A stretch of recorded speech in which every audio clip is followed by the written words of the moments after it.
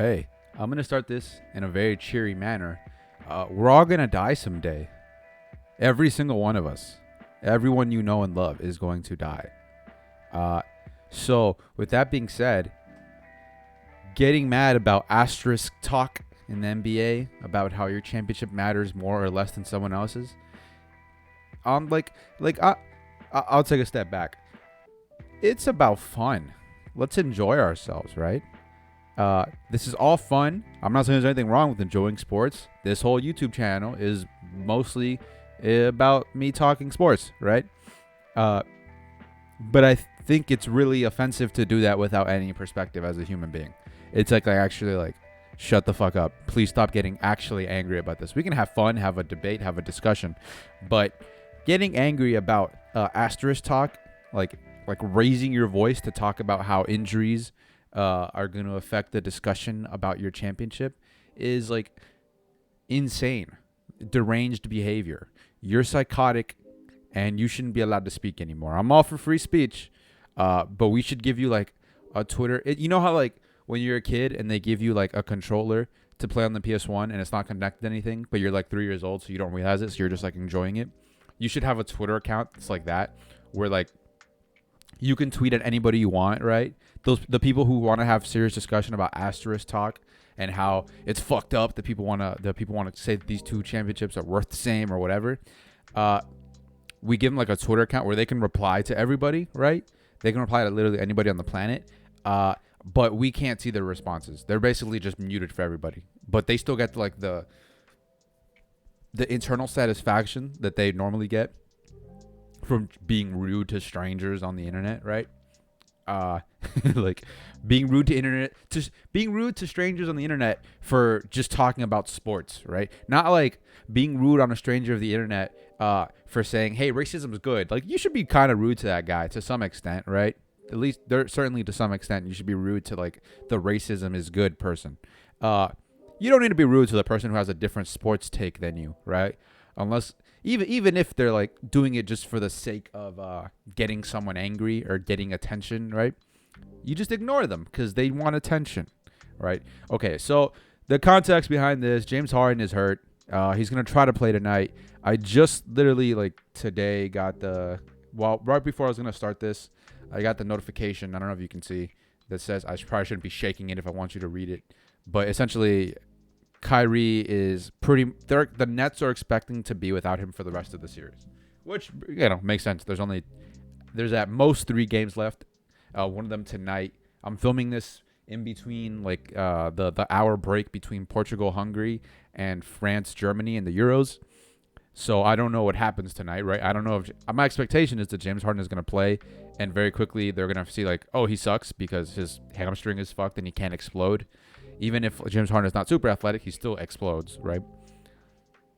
They're going to realize this, and then Kevin Durant is probably just going to have to do way too much because the team has only 3 creators and 2 of them are injured, and they're probably going to lose the series. That's the expectation. I think it's a reasonable expectation at this point, Not disrespect to anybody there. It's just probably what's going to happen. They're playing the Milwaukee Bucks. The Bucks have not Jordan Nwora. He's not a big part of the team, but they have Dante DiVincenzo injured, and I think he's expected to be out the whole playoffs. That's not good because they don't have a lot of depth. So taking out one of their solid depth pieces makes them have to play more like Pat Connaughton, who is not so great. He's he can hit some threes and he tries hard on defense, but he's also not a super intelligent defender. Makes a lot of mental errors, right? Not it's not a lack of physicality or ability. He just makes mistakes. Who else? So in the East, so I did one of the East series. The other East series, the Sixers, Danny Green is just out for the next 11 days at least. And if he's injured that far out, who knows what he's going to be when he gets back. His teammate Joel Embiid is playing, but is playing on a somewhat torn meniscus. We don't know the extent, right? It could just be a little bit of a tear. It's probably not a full tear, but you have to assume he's impacted somewhat. And the scarier part is you don't know when he's going to injure something else or injure the meniscus worse. So he's it almost feels like he's a ticking time bomb at this point. You hope you hope wherever his series ends, wherever his playoffs ends, it's because his team lost and not because Joel Embiid got hurt. or they win the championship. Either way, I don't care. I'm not rooting for or against really any of these teams. I don't particularly care either way. I'm a Heat fan, but I'm not like a psychotic Heat fan. I root for my team, but if my team's out, I don't hate on anybody else. I usually root for players at that point. I enjoy seeing certain players, but like the way the NBA is built, all these teams have players I like watching anyway, so it's not a big deal, right? I find myself, to be honest with you, rooting a little bit for the Clippers just because I guess Kawhi is really cool to watch. And even though Paul George is like annoying sometimes when he speaks, I still enjoy the way he plays defense and like the control he has going to the whatever. This is not a Clippers thing. Danny Green is hurt. He is not even playing. Joel Embiid is like playing on like half a knee, and they're playing the Hawks. And the Hawks I don't think are too injured. Although I guess actually that's not true because Cam Reddish, he's not a big part of the rotation, but DeAndre Hunter has been ruled out, and he's useful. Although not the most useful in this series, just because the Hawks don't have like a great wing scorer. They have Tobias Harris, but he's not devastating you. But even then, like the Hawks, you no matter what, they're not winning the championship. I'd be like, I'll pay $100 to some charity if the Hawks win a charity. If the Hawks win, I don't have $100 to give away, but if the Hawks win a championship, like I'm so confident, I'd pay $100 because it's just like they're not good enough, right? They just don't have enough talent on both ends, like as a full team to win a championship. They might beat the Sixers, but they're not winning. They might even go to the finals. Who knows? But there's no chance they win two. They finish this series with the Sixers and then win two more series. So they're relatively healthy, even if DeAndre Hunter is important. But they're not winning a championship. And then the West, the Suns beat the Nuggets. The Nuggets playing without Jamal Murray, who is like, him and Nikola Jokic have like a symbiotic relationship, right? Where they both make each other better because they balance each other out, right? It makes it hard for you to double team one or the other because the other one has good skills to make it hard, right? You can't double team Jokic because then he'll just kick at Jamal Murray and he's such a good scorer. And you can't double team Jamal Murray because then he'll find Jokic on the slipping to the rim, and that's just too easy. You can't have Jokic going 3-on-4. It's just a really good match, and they didn't have Jamal Murray the entire playoffs. The Suns are relatively healthy, and probably why they were able to sweep the Nuggets. Even then, though, Chris Paul is injured a little bit, but whatever, he's playing through it. On the other series, Clippers, Serge Ibaka, I think it says up here, right, somewhere. He's been ruled out for the season with his back. He's played very little. He's a really good player. They could have really used him, right, as like a center that can guard Rudy Gobert on one end, and on the other end, he can play, he can space him out.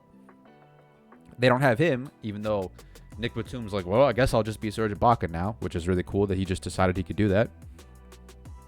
They're playing who? They're playing the Jazz, who haven't had, what's his name? Mike Conley. They haven't had Mike Conley basically this entire series. He got injured at the end of the last one. I don't know if he would make a huge difference, but he wouldn't hurt. He'd be better to play than some other guys, right?